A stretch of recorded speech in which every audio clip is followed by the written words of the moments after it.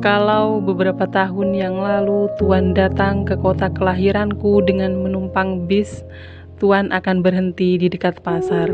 Maka kira-kira sekilometer dari pasar akan sampailah Tuan di jalan kampungku. Pada simpang kecil ke kanan, simpang yang kelima membeloklah ke jalan sempit itu, dan di ujung jalan nanti akan Tuan temui sebuah surau tua. Di depannya ada kolam ikan yang airnya mengalir melalui 4 buah pancuran mandi.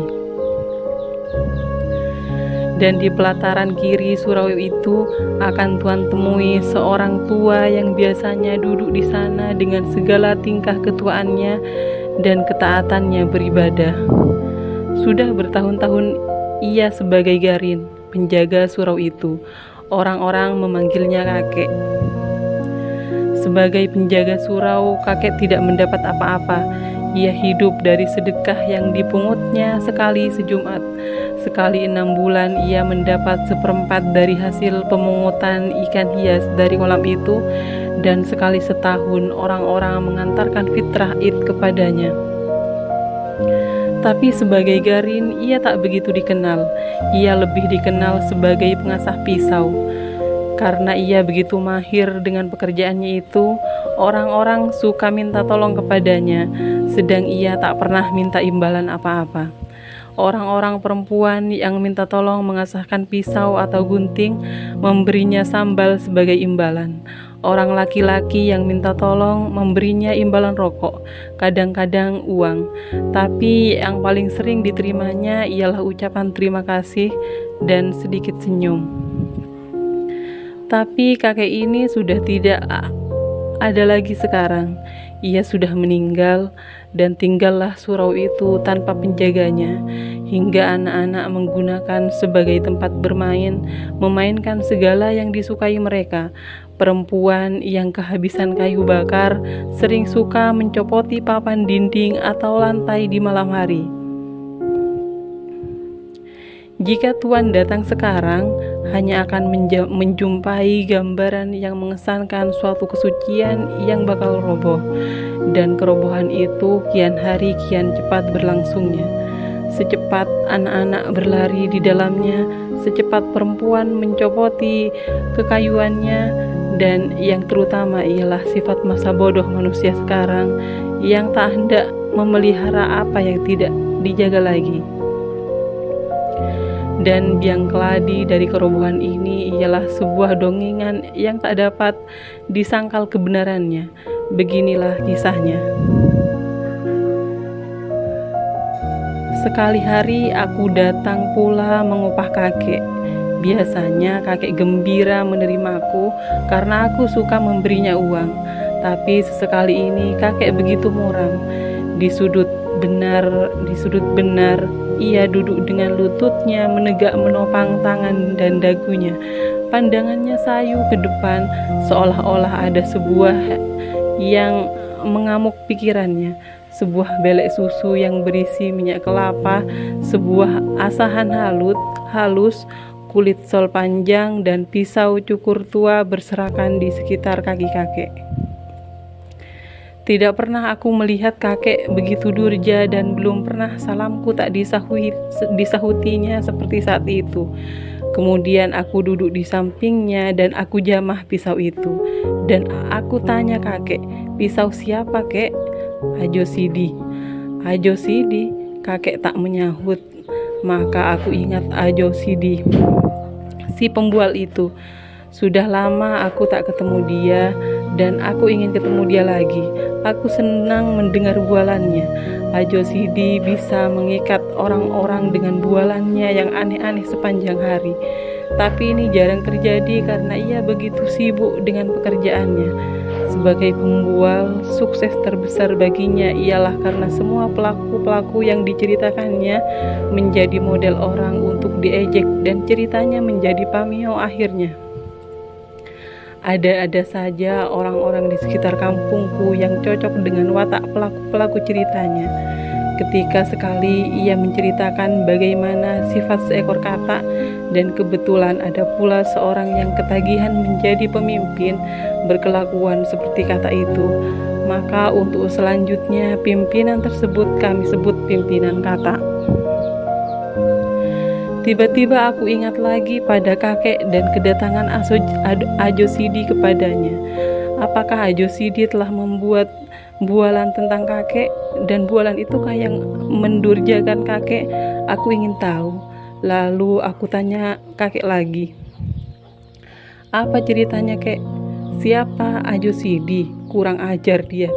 Kakek menjawab, kenapa? Mudah-mudahan pisau cukur ini yang kuasah tajam-tajam ini menggorok tenggorokannya. Kakek marah. Marah ya, kalau aku masih muda, tapi aku sudah tua. Orang tua menahan ragam, sudah lama aku tak marah-marah lagi. Takut aku kalau imanku rusak karenanya, ibadahku rusak karenanya. Sudah begitu lama aku berbuat baik, beribadah, bertawakal kepada Tuhan. Sudah begitu lama aku menyerahkan diri kepadanya, dan Tuhan akan mengasihi orang yang sabar dan tawakal. Ingin tahuku dengan cerita Ajo Sidi yang memurungkan kakek jadi memuncak. Aku tanya lagi, bagaimana katanya kek? Tapi kakek diam saja. Berat hatinya bercerita, barangkali aku telah berulang-ulang bertanya. Lalu ia yang bertanya padaku, kau kenal padaku bukan? Sedari kau kecil aku sudah di sini. Sedari mudaku bukan? Kau tahu apa yang kulakukan semua bukan? Terkutukkah perbuatanku? Dikutuki Tuhan semua pekerjaanku? Tapi aku tak perlu menjawabnya lagi, sebab aku tahu kalau kakek sudah membuka mulutnya, ia tak akan diam lagi. Aku biarkan kakek dengan pertanyaannya sendiri. Sedari muda aku di sini bukan? Tak ku ingat punya istri, punya anak, punya keluarga seperti orang lain. Tahu, tak ku pikirkan hidupku sendiri. Aku tak ingin cari kaya, bikin rumah. Segala kehidupanku lahir batin ku serahkan kepada Allah Subhanahu wa ta'ala. Tak pernah aku menyusahkan orang lain. Lalat seekor pun enggan aku membunuhnya. Tapi kini aku dikatakan manusia terkutuk, umpan neraka. Marahkah Tuhan kalau itu yang kulakukan? Sangkamu akan dikutukinya aku kalau selama hidupku aku mengabdi kepadanya?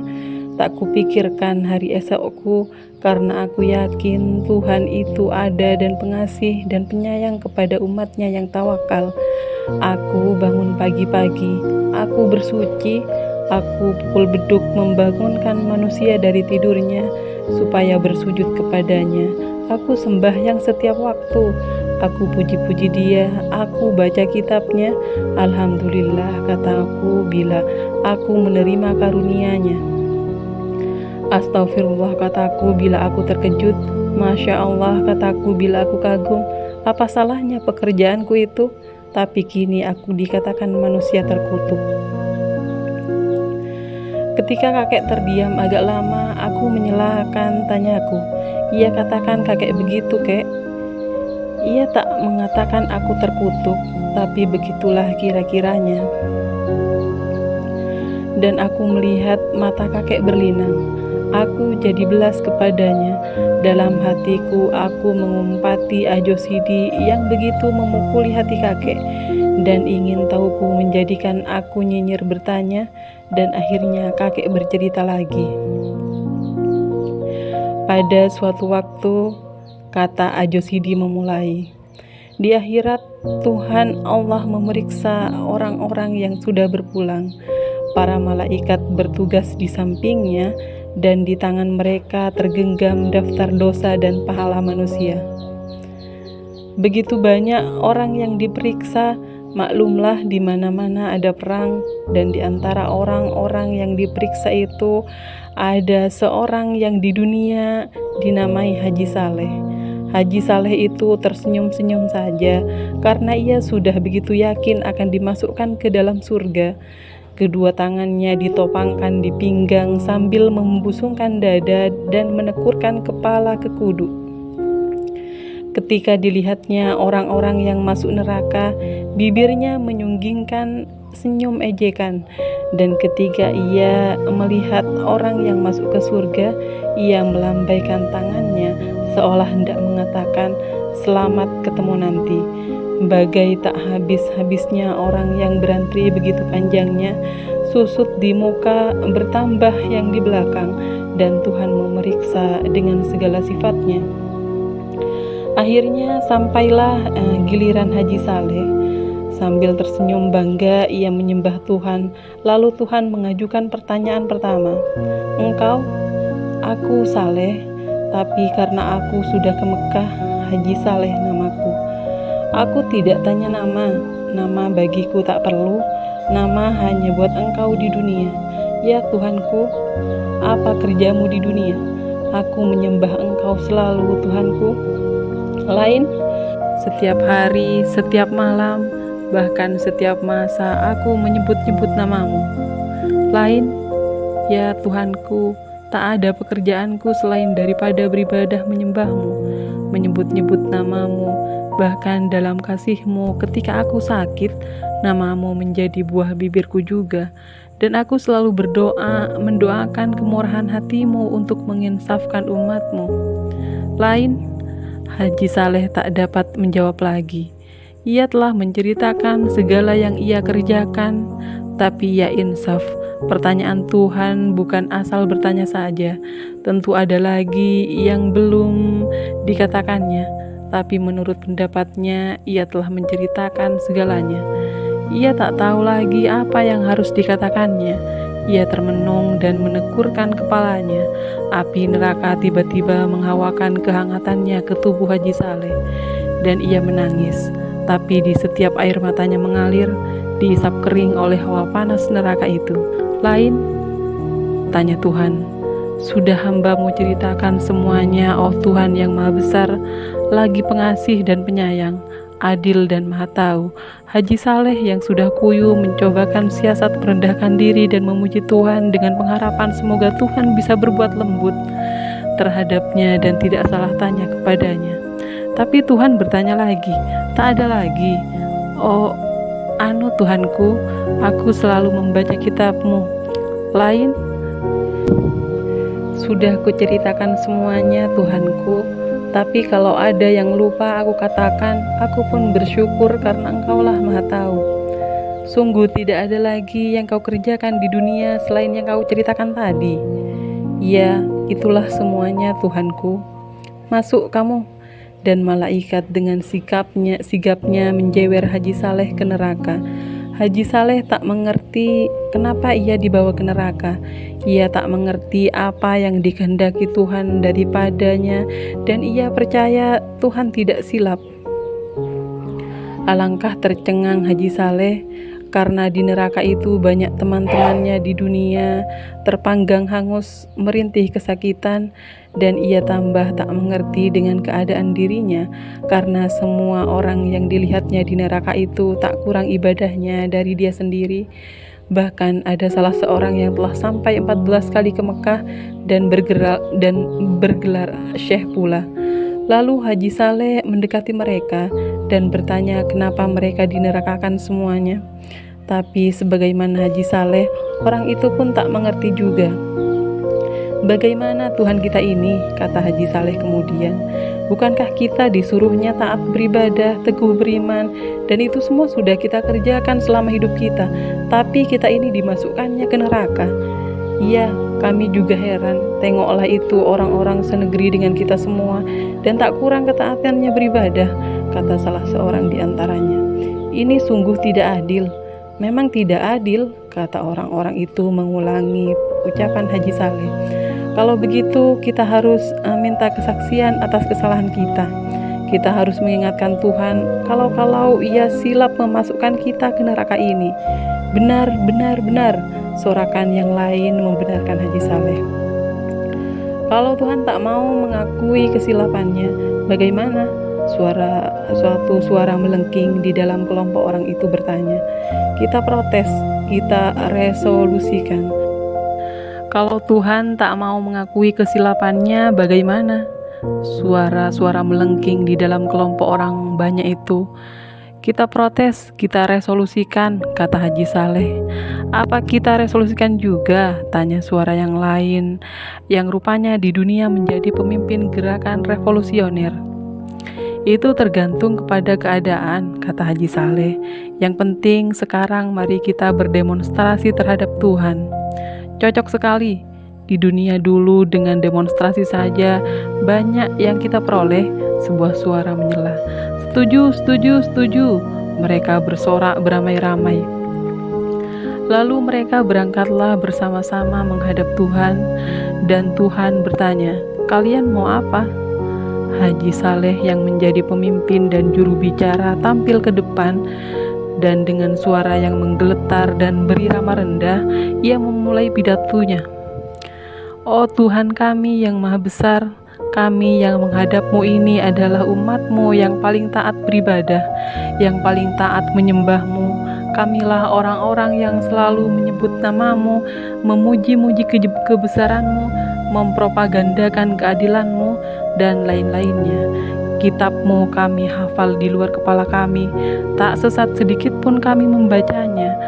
Akan tetapi Tuhanku yang maha kuasa, setelah kami Engkau panggil kemari, Engkau memasukkan kami ke neraka.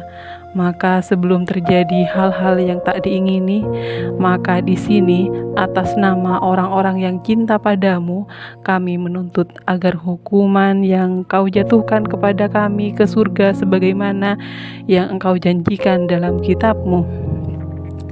"Kalian di dunia tinggal di mana?" tanya Tuhan. "Kami ini adalah umat-Mu yang tinggal di Indonesia, Tuhanku."